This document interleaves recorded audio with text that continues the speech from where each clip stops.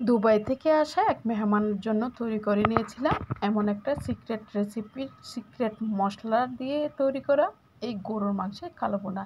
এটা খেতে দারুণ হয়েছে এবং খেয়ে এতটা প্রশংসা করেছে, যার কারণে আপনাদের সাথে রেসিপিটা শেয়ার করতেছি। এই গরুর মাংসের কালো বোনাটার মধ্যে কিন্তু স্পেশাল একটা মশলা অ্যাড করেছি, যেটার কারণে এই কালার এবং খেতে অসাধারণ হয়েছে। তো এটাই কিন্তু আপনাদের সাথে শেয়ার করব। ভিডিওটি স্কিপ না করে অবশ্যই দেখবেন।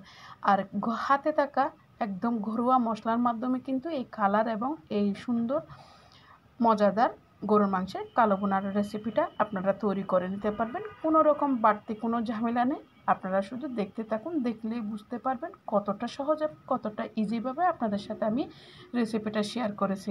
তো যাই হোক, প্রসেসিংয়ে চলে যাচ্ছি, এটা দেখতে থাকুন, পাশে থাকুন। প্রথমেই আমি নিয়ে নিয়েছিলাম সরিষার তেল এবং সাদা তেল মিলে 1 কাপ মতো তেল ইউজ করেছি। তারপরে দিয়ে দিচ্ছি এখানে আস্ত মরিচটা দিয়ে এরপর আমি গরুর মাংসটা দিয়ে একটু সটে করে নিব, এটা যাতে 2 মিনিট মতো একটু পানিটা টেনে নেয়। এভাবে কিন্তু পানিটা টেনে নিয়ে এরপর আমি এখানে মশলাটা ইউজ করবো আস্তে আস্তে 2 মিনিট মতো। এটা ভালো করে কিন্তু এভাবে কিন্তু একটু পানিটা একটু টেনে নেবেন, এতে করে ওভার যে পানিটা বের হয় সেটাও কিন্তু চলে যাবে।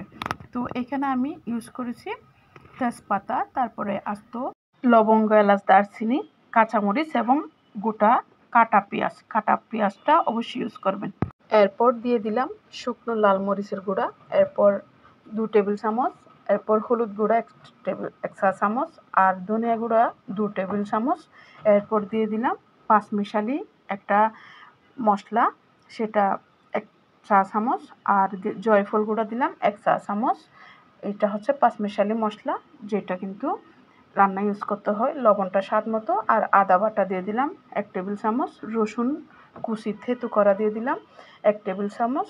এরপর দিয়ে দিলাম সরিষা আস্ত সরিষাটাই আমি এখানে ইউজ করেছি, কোনো রকম কিন্তু থেতু করে বা ব্লেন্ড করে দিই নাই। এটাও কিন্তু আলাদা একটা প্রসেস, যেটা খেতে অসাধারণ। তো এখন মশলাটা ভালো করে আমি মিক্স করে নিব। এরপর দিয়ে দিচ্ছি এখানে টক দই 4 টেবিল চামচ দিয়ে ভালো, দইটা অবশ্যই দেওয়ার চেষ্টা করবেন, তাহলে কিন্তু মাংসটা খুব সহজে সিদ্ধ হয়ে যাবে। আর জয়ফলের গুঁড়াটাও কিন্তু দিবেন, তাতে মাংসটা সিদ্ধ হয় এবং ভালো একটা গ্রান আসে। এখন আমি রান্না করতে 20 মিনিট দিয়ে দিব। এরপর একটা স্পেশাল মশলা তৈরি করে নিচ্ছি। স্পেশাল মশলার মধ্যে আস্ত মরিচ, কিছু জিরাকে আমি ঠেলে নিয়েছি। ঠেলে নেওয়ার পর এখন আমি এখানে 2 টেবিল চামচ সয়া সস দিচ্ছি। এরপর দিয়ে দিব কিছু গোলমরিচ এবং লবঙ্গ, আর দিয়ে দিচ্ছি 2 টেবিল চামচ পানি। এটা দিয়ে ভালো করে আমি এটাকে ব্লেন্ড করে নেব। এভাবে কিন্তু একটু ভাঙা ভাঙা করে ব্লেন্ড করে নেবেন, যেন দানাগুলো থাকে। এটা আমি মাংসের মধ্যে অ্যাড করে দিয়েছি। এখন দিয়ে দিচ্ছি একটা আমি বাগার করে নেব। বাগারের মধ্যে কাটা পেঁয়াজ, রসুন, কাটা আদা আর লাল আস্ত মরিচ, এটাকে একটু সরিষার তেলে বাগার করে নিয়ে আমি মাংসের মধ্যে ঢেলে দিব। তো এই পর্যায়ে 20 মিনিটের মধ্যে আমি 3-4 বার মাংসটাকে নাড়াচাড়া করে দিয়েছি, যেন তলা থেকে লেগে না যায়। অনেকটা পানি শুকিয়ে এসে গেছে, প্রায় আমার 20 মিনিটের মধ্যে মোটামুটি প্রায় অর্ধেক রান্না শেষ। এখন বাগারটা দিয়েছি আস্তে আস্তে। এবার আমি এতক্ষণ চুলার জালটা কিন্তু হাই হিটে রেখেছিলাম, মিডিয়াম টু হাই হিটে। এখন জালটা প্রায় আমি মিডিয়াম টু লো হিটে নিয়ে আসব। আর পরপর 2 মিনিট পরপর এভাবে ঢাকনা দিব, আর ঢাকনাতে তুলে আমি এটাকে বারবার নাড়াচাড়া করে দিব। এই পর্যায়ে চুলার আঁচটা কমিয়ে রাখবেন আর বারবার নাড়াচাড়া করে দিবেন।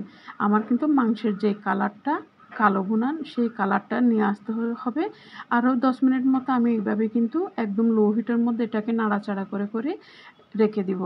নাড়াচাড়া করে করে যখন রান্না করবেন, তখন কিন্তু মশলাটা একদম পুড়বে না, মশলাটা একদম জুসি হবে, খেতেই কিন্তু ভালো লাগবে, কোনো তিতা ভাব আসবে না। তো এভাবে কিন্তু এই মাংসটাকে আমি আর 10 মিনিট মতো একদম লো হিটে রান্না করব, নাড়াচাড়া করে করে। কিন্তু আমাদেরকে কিন্তু মাংসের যে কালো ভুনা আছে, সেই কালো ভুনার রেসিপিটাই নিয়ে আসতে হবে। এখন এটা আমি মাংসটা সিদ্ধ হয়েছে কিনা আপনাদেরকে দেখাচ্ছি। মাংসটা কিন্তু একদম পারফেক্টলি সিদ্ধ হয়ে গেছে। তো সিদ্ধ হওয়ার পর এখন কিন্তু মাংসটা আমি 10 মিনিট আরও লো হিটে সিদ্ধ করে নিচ্ছি। তো এতক্ষণ ভিডিওটি দেখে যদি ভালো লেগে থাকে অবশ্যই আপনারা লাইক কমেন্ট শেয়ার করতে পারেন। এটা খেতে কি অসাধারণ হয়েছে সেটা আপনারা যখন একবার ট্রাই করে দেখবেন তাহলে বুঝতে পারবেন এই রান্নাটা আসলেই কতটা মজার হয়েছে। সত্যি বলতে অসাধারণ হয়েছে। যেহেতু আমি খেয়েছি তাই আমি 100% গ্যারান্টি দিয়ে বলতেছি যে এটার মতো স্বাদ আমি অন্য কোনো কালো ভুনায় পাই নাই। যদিও আমার ঘরে মেহমানরাই কিন্তু খেয়ে নিজের থেকেই বলেছে যে বিদেশেও এই রেসিপিটা আমরা পাই নাই, একটু ঝাল ঝাল হয়েছে, এটা খেতে খুব ভালো লেগেছে। তো ফাইনালি 10 মিনিট পর আমার কালো বোনাটার কালার এভাবেই হয়ে গেছে। আমি 10 মিনিট মতো নাড়াচাড়া করে করে আমার মাংসের কালো বোনাটা পারফেক্ট কালার যেটা আমি চেয়েছি সেটা হয়ে গেছে। তো আপনাদের কেমন লাগলো দেখি। এই কালারটা যদি তৈরি করতে চান এই রেসিপিটা অবলম্বন করুন এবং যেভাবে রান্না করেছি অল্প অল্প আছে আস্তে আস্তে কিন্তু নাড়াচাড়া করতেই থাকবেন, তাহলে এই রেসিপিটা করে নিতে পারবেন। ধন্যবাদ সবাইকে।